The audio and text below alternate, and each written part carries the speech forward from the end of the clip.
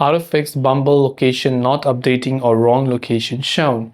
Hey everyone, welcome to our channel. In this video, I'm going to guide you on how you can solve if Bumble is showing or not updating your correct location. So without any further ado and delay, let's get started with today's video. If your location is not updating on Bumble and it is showing you the wrong city, there could be many reasons as to why this is happening.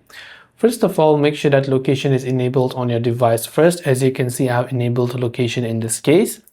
The second thing is make sure that you're not using any third-party VPN apps that is going to change the IP address and so on. So after you make sure that that's the case, what you can do is you can try to launch the Bumble app, and this is the interface you will see. Then here you can see a couple of options right there. You can tap on this filters icon located at the top right hand side of the screen, and once you tap on the filters icon, here you can see this option of who you would like to date. You can also go to this advanced filter section and you'll be able to customize other options.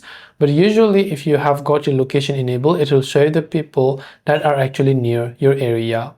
That is all for today's video. I hope the video helped you out. If you have any questions, do feel free to leave them down below.